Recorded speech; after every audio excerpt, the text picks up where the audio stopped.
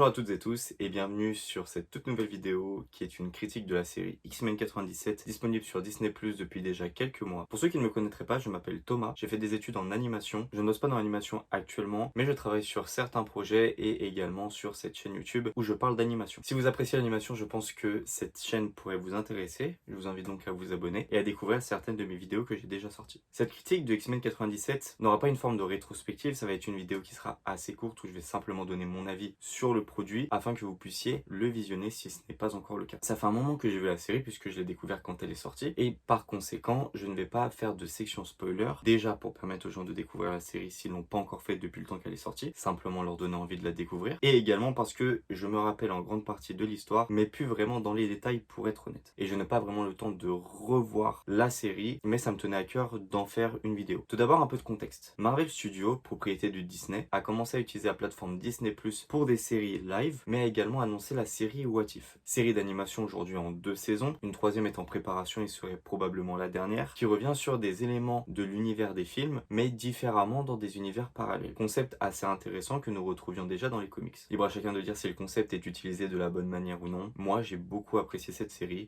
avec une animation de qualité, qui est d'ailleurs fait en partie par le studio français Blue Spirit. Dans la foulée de ces séries d'animation, Marvel acquiert également les droits de la Fox, et par conséquent, la possibilité d'adapter les X-Men à l'écran. Et ils ne vont pas s'en priver en décidant de dépoussiérer une très vieille série qui sortait dans les années 90, plus précisément de 92 à 97, une série en 5 saisons, 76 épisodes au total, X-Men. Pour revenir sur cette série, c'est une série que j'ai voulu voir avant de découvrir X-Men 97, et c'était un peu compliqué au départ. C'est une série d'animation des années 90, ce qui veut dire peu de fluidité, des personnages qui sont pas toujours dessinés au modèle, des décors assez fades. Pour tout dire, c'était pas évident de rentrer dedans et j'ai dû m'y reprendre à 3 fois. Néanmoins, la série, sur le plan scénaristique, est vraiment très intéressante. Connaissant déjà l'histoire des X-Men par rapport au film ou aux comics, j'ai pu redécouvrir certaines choses qui ont été adaptées d'une certaine manière que j'ai trouvé plutôt intéressantes. Je ne pense pas que ce soit nécessaire de découvrir la série X-Men avant X-Men 97. Vous pourrez d'ailleurs trouver sur YouTube pas mal de résumés de la série des années 90. À savoir que déjà on a du mal à rentrer dedans dès la première saison, mais les 2 premières saisons sont les saisons les plus qualitatives. On ressent le manque de budget au fur et à mesure de la série, et notamment par rapport au changement de design, pour économiser du temps, de l'argent. Il y a également beaucoup moins d'épisodes, la dernière saison en faisant à peine 13 de souvenirs. Mais c'est une série que j'ai beaucoup appréciée, c'est une série qui a un début et une fin, qui se termine du coup sur... C'est un spoil, mais il est nécessaire puisqu'on va parler d'X-Men 97 qui est la suite directe de X-Men, sur la mort de Charles Xavier. Et du coup, Marvel, ils arrivent avec cette ambition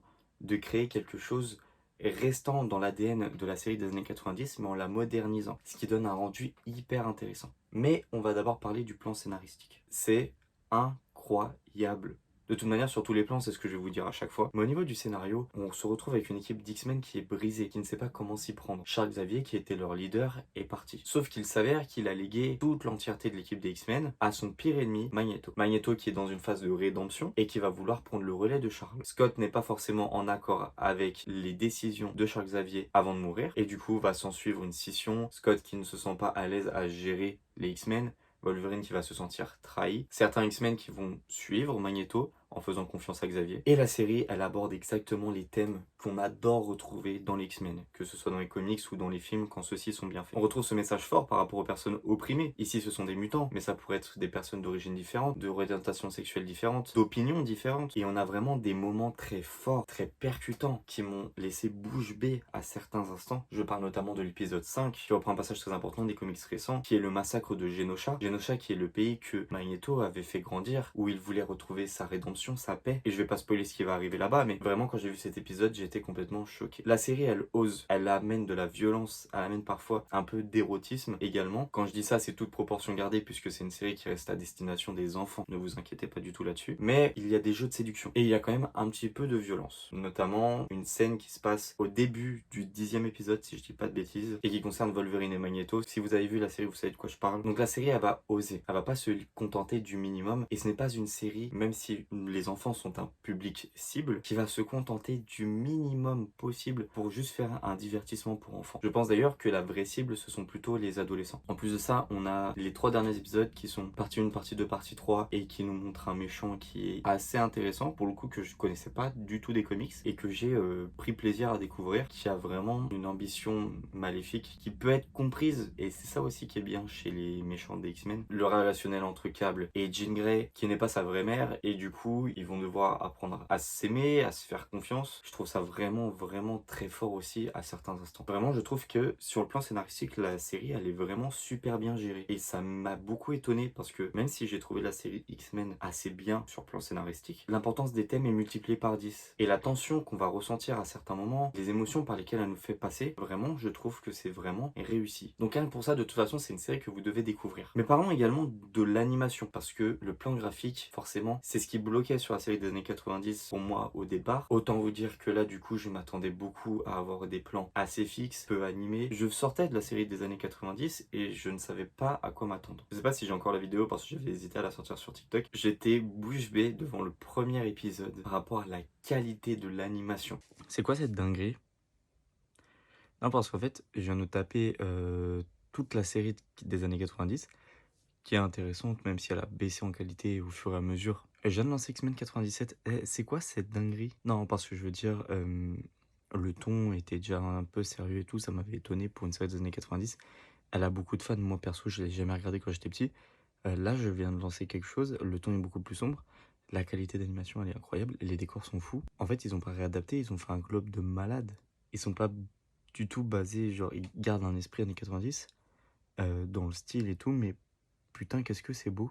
Que ce soit les chara design, bon, que je connaissais déjà puisque j'avais suivi un peu l'avancement du projet. Donc niveau chara design, j'étais au courant de ce qu'on allait faire. Le style des années 90 mais modernisé. Et déjà ça rend hyper bien à l'image. Mais par rapport aux décors que je vous disais être fades dans la série précédente, là ils sont incroyables, ils sont riches visuellement, il y a de la profondeur, il y a énormément de détails. C'est extrêmement plaisant à regarder. L'animation qui va s'inspirer énormément de l'animation japonaise. Savoir que l'animation japonaise va parfois animer sur un seul pas afin de dynamiser. C'est quelque chose qui va être beaucoup plus rare dans certaines animations occidentales. Et bah figurez-vous que on le ressent un petit peu parce que c'est vraiment animé d'une qualité qui m'a laissé également bouche bée. Je ne m'attendais pas du tout à ça. Donc comme je vous ai dit, le thème sombre déjà, plus l'animation d'une très grande qualité, des FX à couper le souffle, une histoire qui vraiment sur 10 épisodes tient complètement la route et également une bande son qui est incroyable, qui va vous rester en tête, c'est obligé. Surtout le thème qui est le thème des années 90 qui a été un peu modernisé. Je trouve vraiment que Marvel s'est fait plaisir et a sorti un des meilleurs projets de ces dernières années. Et je trouve ça fou de se dire que un des meilleurs projets qui est sorti depuis Avengers Endgame, qui était le paroxysme de ce que Marvel avait réussi à faire, est une série d'animation basée sur des X-Men, mais des X-Men pas ceux des films, c'est des X-Men que beaucoup de publics aujourd'hui ne connaissent pas, qui vont soit découvrir sur Disney Plus avec l'ancienne série, ou qui vont apprendre à découvrir au cours de cette série-là, puisque comme je vous ai dit, de toute manière, vous pouvez très bien découvrir cette série sans avoir vu la précédente. Il y a un rappel au début et vous pouvez retrouver des résumés de la série des années 90 sur internet. Donc je vous encourage vraiment, si vous l'avez pas vu, à découvrir la série X-Men 97. Elle est disponible sur Disney Plus depuis déjà quelques mois. Il s'agit de 10 épisodes de 30 minutes chacun qui sont vraiment prenants, on ne s'ennuie pas devant, qui sont visuellement époustouflants et qui vont vous faire passer un super bon moment. La série se termine d'ailleurs sur un happening dont je ne donnerai pas plus de détails ici, qui nous amène à penser de base qu'il y aura une saison 2 et une saison 2 a bien été confirmée. Dans la foulée, Marvel a confirmé certains projets d'animation, certains étaient déjà annoncés, mais a aussi créé l'appellation Marvel Animation qui sera visible au début des projets, tout comme on pouvait avoir un Marvel Studio sur les films. Ils ont décidé de tout séparer, nous aurons Marvel Studio, Marvel Télévision et nous aurons maintenant Marvel Animation. Et ce que nous pourrons retrouver prochainement dans Marvel Animation, et bah forcément la saison 2 d'X-Men 97 que j'attends impatiemment. Alors peut-être que je reviendrai vers vous par rapport à ça. Cette vidéo est une critique et non une rétrospective, donc je vous ai pas parlé de la conception, de la création de la série, mais juste avant que la série soit sortie, le showrunner qui s'en était occupé a été remercié et mis à l'écart. Apparemment, plus pour certaines divergences par rapport aux conditions de travail et sur la façon dont il traitait certains employés, plutôt que par la qualité de son travail qu'il a fourni. Mais apparemment, il aurait déjà préparé une saison 2, je crois même une saison 3, mais je veux pas m'aventurer et dire des bêtises,